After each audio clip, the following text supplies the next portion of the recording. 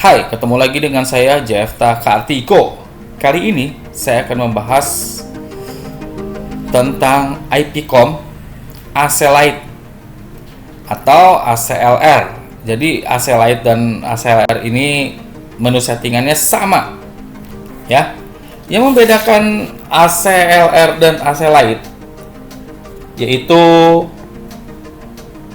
kecepatan data, ya. Kecepatannya itu untuk Lite di 1200, sedangkan untuk yang LR di 1350. Selain itu juga jangkauannya berbeda sekali, ya.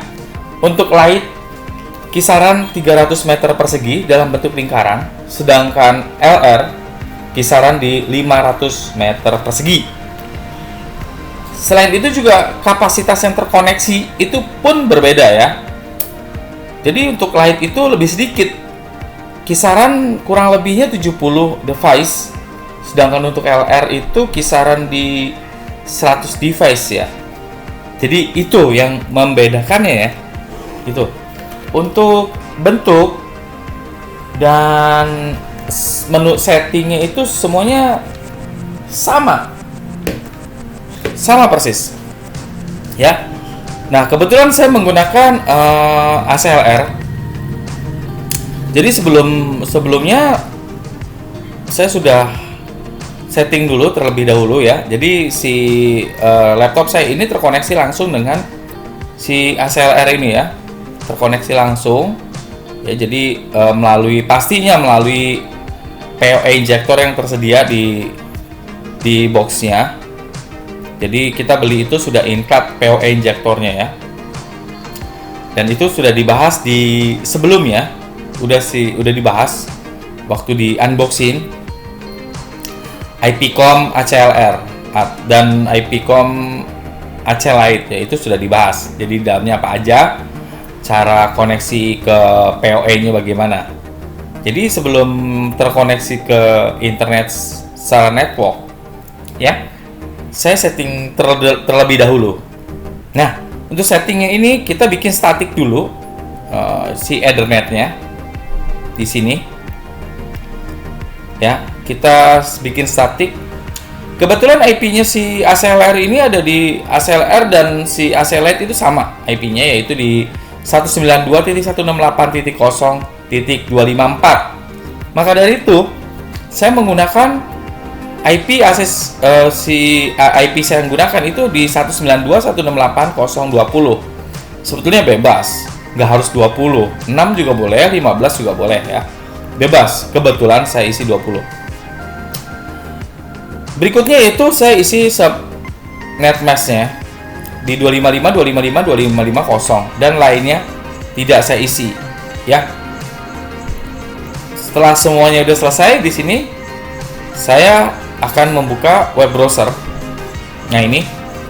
Lalu link address-nya saya isi 192.168.0.254. Untuk loginnya masih default, yaitu admin. Nah, baik, di sini sudah terlihat jelas, ya.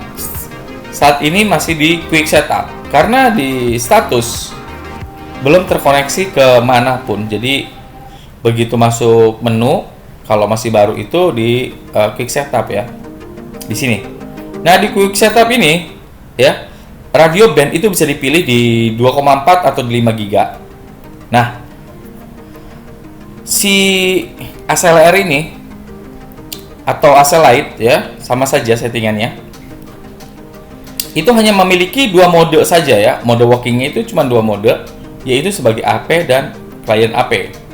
Nah, ini itu bisa misalnya si 2,4 GHz-nya sebagai AP, 5 GHz-nya sebagai AP juga. Itu bisa dilihat di sini.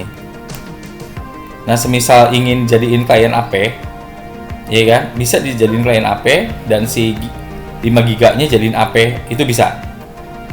Oke, jadi si AP ini hanya menyebar saja, ya, menyebar sinyal untuk mengalirkan internet. Jadi sebagai pipanya lah si wifi-nya ini ya, si wireless-nya ini. Jadi controller full-nya itu ada di router utama. Nah, saya sarankan sekali itu router utamanya itu yang bisa mengetahui ya IP berapa yang didapat oleh si IPcom ACLR atau Lite ini. Ini saran saya ya. Nanti saya akan bahas di internet settingnya ya. Nah, kenapa harus seperti itu? Ya, jadi bila ingin menggunakan klien AP, si 2,4 GHz-nya jadikan klien AP dan 5 GHz-nya jadi AP, itu tinggal kita klik ke 2,4 GHz-nya ya.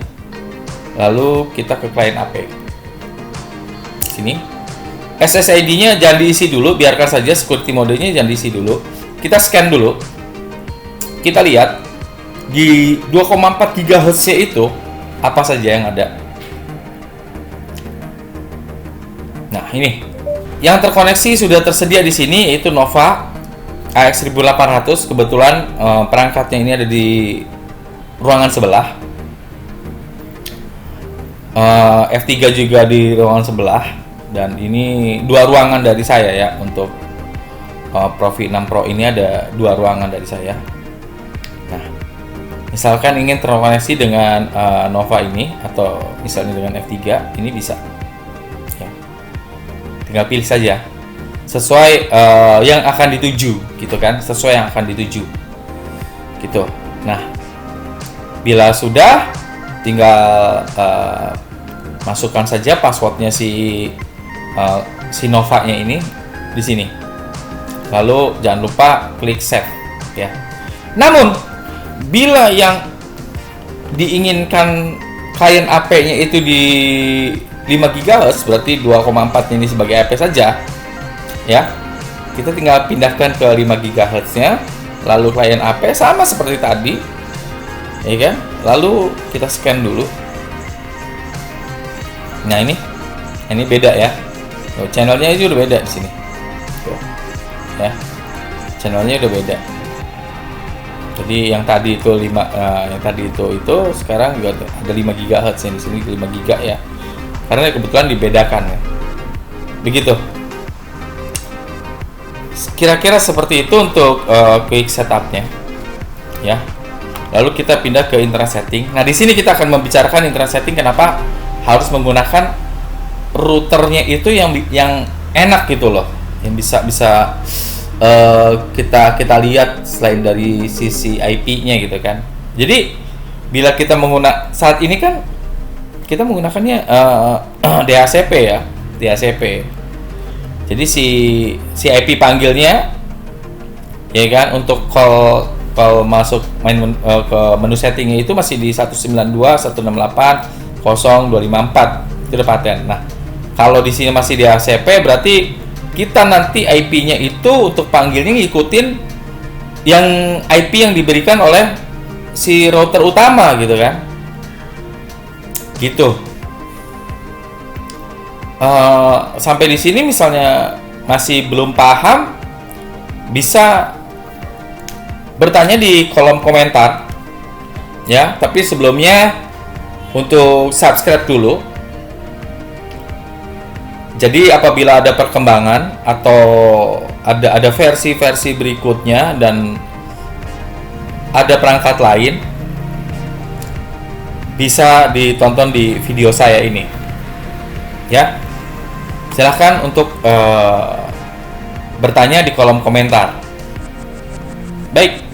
Nah, apabila kita ingin statik, jadi misalnya kita ingin koneksi ke router si A. Kebetulan router si A ini IP-nya IP sebarnya di 192.168 misalnya ya, di segmen 10.1 untuk routernya. Jadi sebarnya di 100 sampai 200. Biasanya sih seperti itu ya, pada umumnya seperti itu.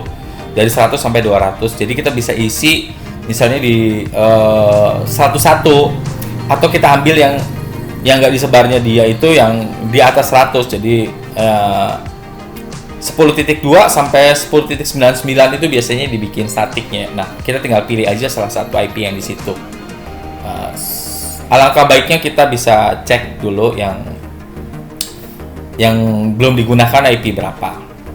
Alangkah baiknya seperti itu supaya tidak terjadi IP konflik.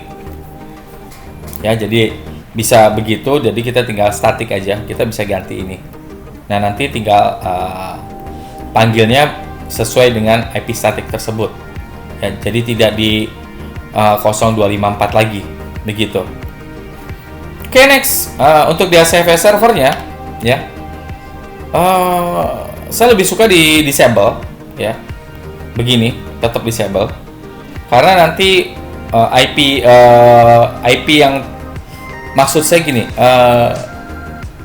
end user device yang terkoneksi ke ACLR dan si AC Lite ini, IP-nya itu ditentukan oleh si router utama. Jadi kita tidak membingungkan lagi. Jadi kita